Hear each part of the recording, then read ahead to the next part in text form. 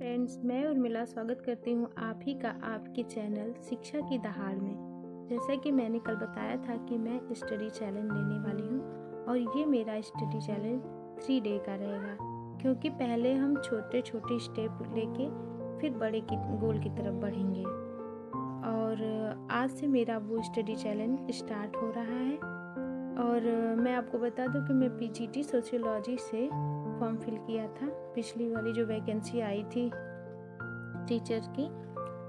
तो आज हम सोशियोलॉजी में हम पढ़ने वाले हैं थिंकर्स को, क्योंकि ये सबसे महत्वपूर्ण पार्ट है सोशियोलॉजी का, इससे ज़्यादा क्वेश्चन आते हैं। तो थिंकर्स में हम पहले पढ़ेंगे अगस्त कॉम्ट को।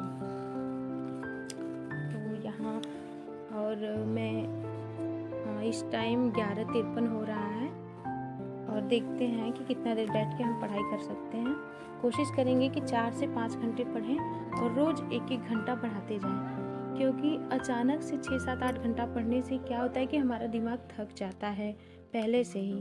तो इसलिए इस दिमाग हमारा एक बच्चे की तरह होता है, इसे हमें बहला फुसला कर आगे ले जाना है, थकाना नहीं है।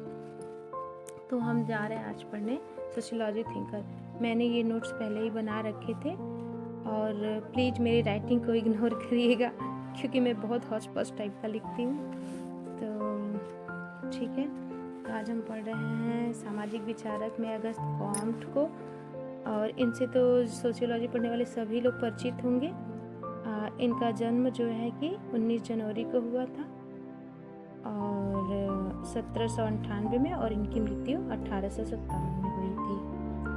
और पहले इन्होंने सोशल फिजिक्स नाम दिया था 1822 से 1825 के बीच में, और बाद में इन्होंने 1838 में सोशियोलॉजी नाम दिया।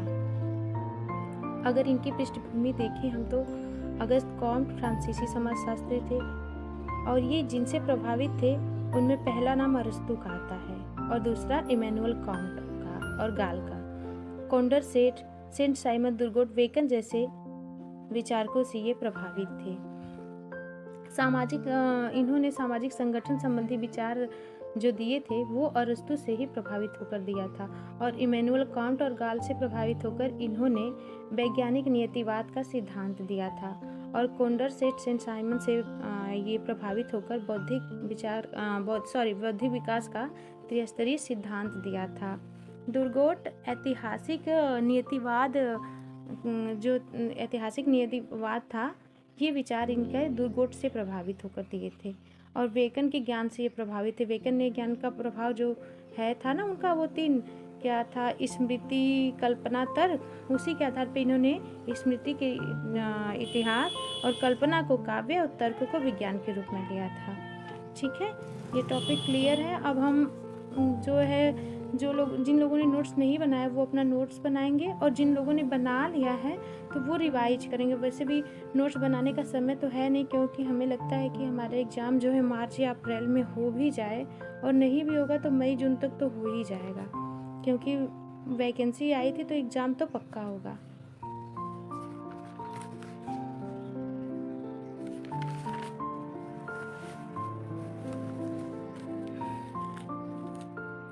यहाँ मैंने समझने के लिए लिखा अपने, फ्रांस की क्रांति के 10 वर्ष बाद कॉम्ट का जन्म हुआ था।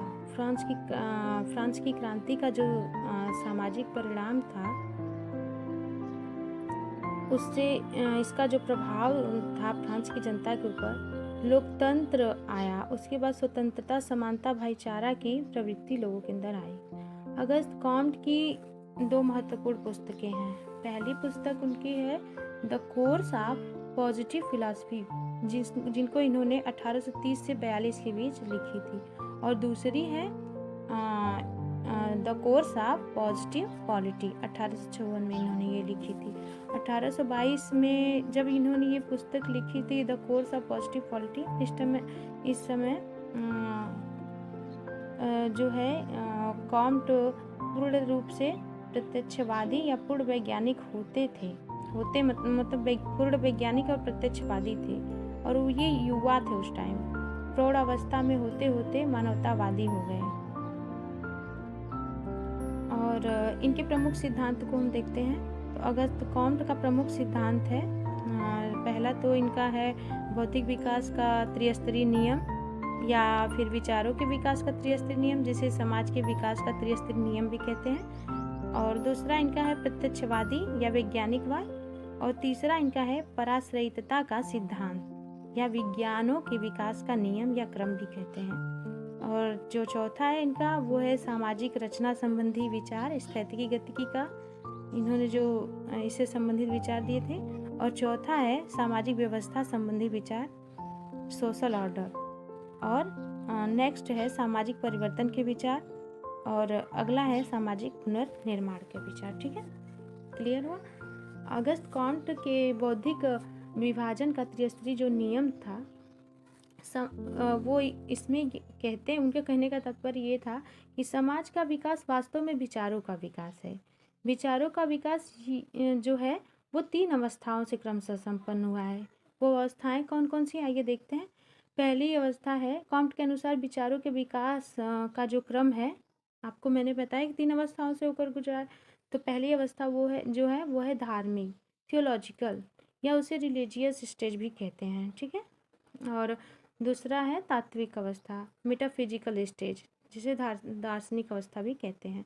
और तीसरा है वैज्ञानिक अवस्था या प्रत्यक्षवादी अवस्था, जिसे पॉजिटिविज्म भी कहते हैं। और पॉजिटिव फिलॉसफी इन्होंने वैज्ञानिक अवस्था या प्रत्यक्षवादी अवस्था का जो इसके बारे में इन्होंने अपनी पॉजिटिव फिलॉसफी पुस्तक में इन्होंने लिखा था, जिसे निरीक्षण या परीक्षण प्रयोग द्वारा सिद्ध होती है पुस्तक। और ये जानते हैं किसके प्रभाव से इन्होंने आके ये पुस्तक लिखी थी, वैज्ञानिक ये पॉजिटिव फिलॉसफी। इस पुस्तक को लिखने के पीछे इनके ऊपर दुर्गोट, कॉन्डरसेट एंड साइमन के प्रभाव के कारण इन्होंने ये 3 अवस्थाओं को दिया और इसका जिक्र इन्होंने अपनी पुस्तक में भी किया है।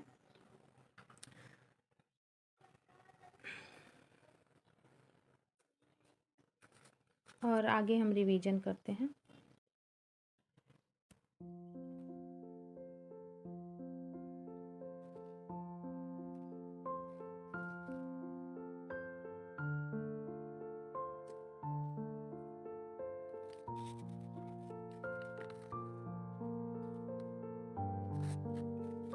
जब हम आगे के पेज को रिवाइज करेंगे तो उसके जस्ट पीछे वाले पेज को हम रिवाइज करते जाएंगे ताकि हमें भूले नहीं। कहते हैं ना कि रिवीजन जो है सफलता की चाबी है।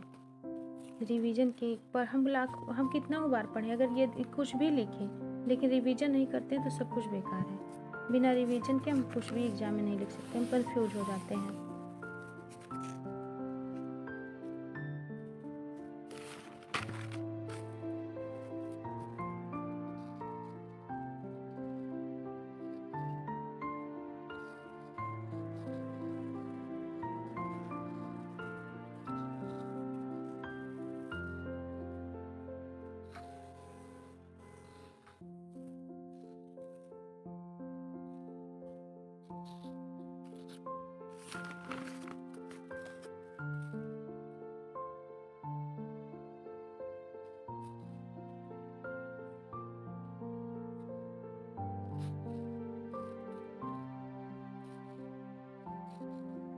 की पढ़ाई कंप्लीट कर ली है और फिर कल हम पढ़ेंगे दूसरे थिंकर्स को जो है हर्बर्ट स्पेंसर।